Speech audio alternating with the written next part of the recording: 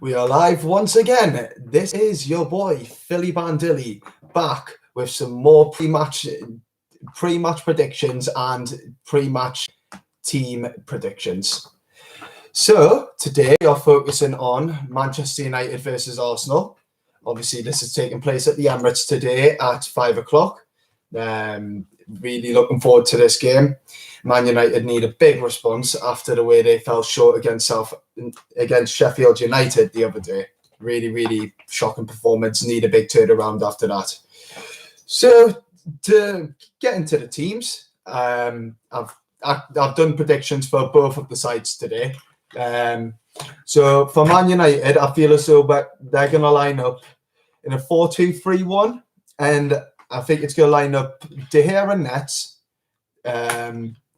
Wan-Bissaka and Luke Shaw on either flank. Obviously, Shaw was rested last game, so I fully expect him to be in the team for this game, especially with his form recently. But Bailly and Maguire, there is a bit of uncertainty about Bailly because he picked up a knock a few days ago, which is why he wasn't involved in the Sheffield United game. However, I feel as though if he's fit, he has to start the game. Obviously, there is a chance that Solskjaer might see Lindelof as his option again, but personally, I'd just see Bailly as being the sensible choice for this game. You need someone who's going to be able to cope with the pace that Arsenal have got going forward for this game. So you need someone like Eric Bailly who can track back quickly, like what the fullbacks can, helping to cover Maguire. So in the holding midfield spots, we've got Fred and McTominay. They're the go-to for the big games.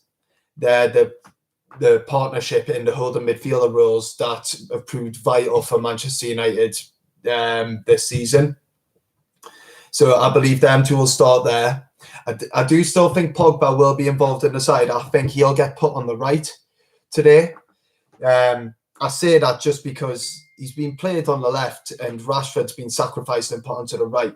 And I feel as though Rashford's just so much better on the left and Pogba is undroppable. So I think Pogba should be playing on the right and Rashford on the left. Bruno Fernandes at Cam, and then Cavani up top. Now, obviously, Cavani came on late in the game against Sheffield United, so I anticipate him to be fully fit to be starting this game. Martial should definitely be dropping to the bench after the performance he put in against Sheffield. It wasn't good enough. It was nowhere near the standards that he set for himself last season. Never mind for what Manchester United fans expect of him anyways. For the way that he played last season, for the goals and the contributions that he made last season, he is really performing underneath what he can right now. And I feel as though getting him off of the pitch and giving the chance to someone else will be beneficial for the whole team. So, yeah, that's the way I'm thinking Man U are going to line up. Now, before I do look at Arsenal's lineup, I just wanted to point out a couple of beautiful stats about Bruno Fernandes.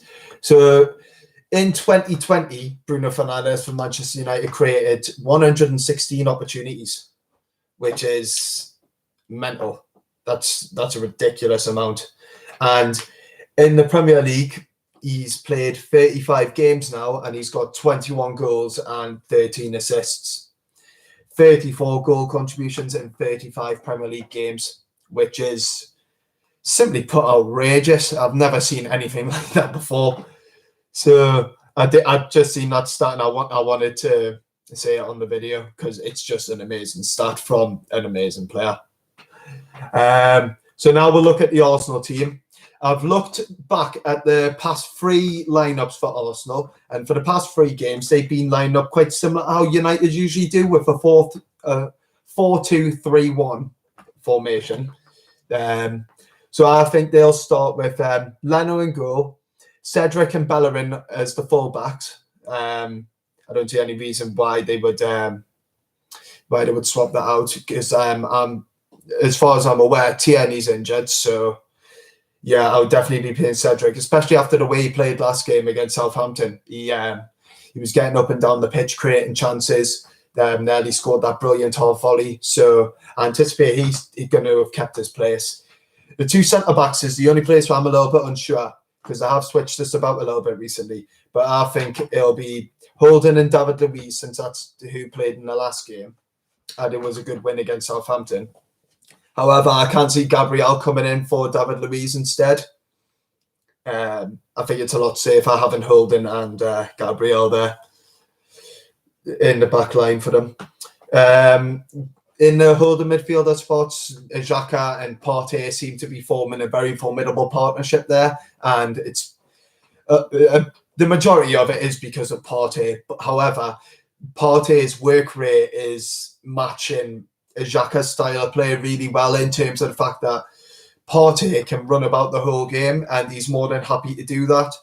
And Xhaka's able to just move into the open spaces and pick the passes that he wants to pick, to have the time that he wants to have on the ball. Partey allows that to happen for him. So, yeah, they're building up a good partnership there.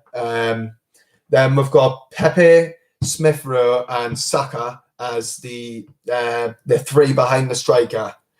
And Smith Rowe obviously was a doubt, but he was past fit yesterday, I've seen on a news report. So I do expect him to be starting ahead of Odegaard, even though Odegaard is in now. I see Smith Rowe starting ahead of him just because Smith Rowe's got the experience in the side, and I feel as though it's too early to be bringing someone like Odegaard straight into the team. They need time to settle into the team, know how everyone moves on and off the ball, so that way you can tweak your game to suit everyone else. And then I think Lacazette will start up front. Now, obviously, Aubameyang's the big name striker, and I've left him out. However, Arsenal were really good. Arsenal were really good from the highlights that I've seen of the game against Southampton, and their overall form recently has been really good.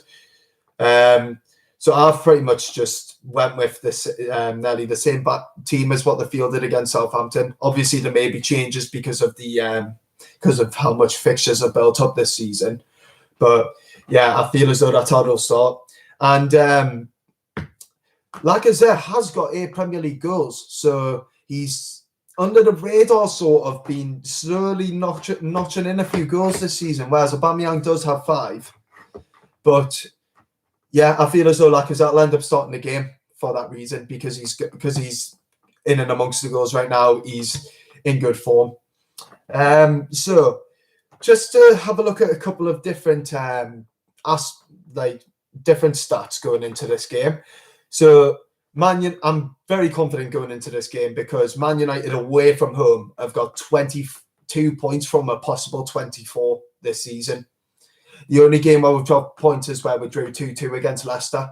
But other than that, Man United have been brilliant on the road. We've been soaking up the pressure, hitting them on the counter-attack, and it's suited the style of play really well. You could say it's opposite to how we've been at home. That's obviously another topic for another day for where Man United are next to home. But yeah, they've got 22 points from 24 games. 22 points from a possible 24, sorry.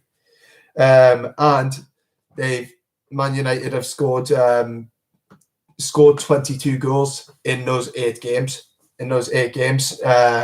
Conceded 11 as well.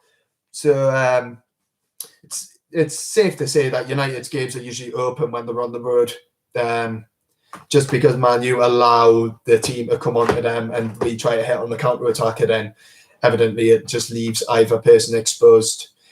But Man United's form going into this game is really, away form is really good. I think our overall form obviously has been knocked off from the Sheffield loss. That we're resetting the form books in terms of current form. However, when you look at the actual away form, we are still looking good. So I'm confident Man U will get the win today. I feel as though we will win 3-2. I think there's going to be a lot of goals in this one. I do. I feel as though both defenses are there to be gotten at. Both teams are creating right now. They're both creating a lot of goals.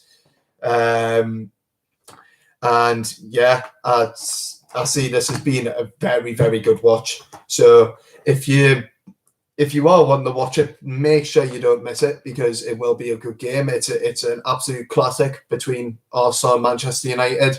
Obviously, there's years and years of rivalry dating back from when Ferguson and Wenger were in charge of the respective clubs. They obviously had a big rivalry, which has led on beyond their tenure. And yeah, it's going to be a really interesting watch. I think 3-2 Man United. I'm not going to say who's going to score the goals. I know Bruno will have an influence in some manner. But yeah, this been all for today. But I will be back later on, just after 4 o'clock, with the team selection reaction. So please tune in then. But until then, please like and subscribe, and take care.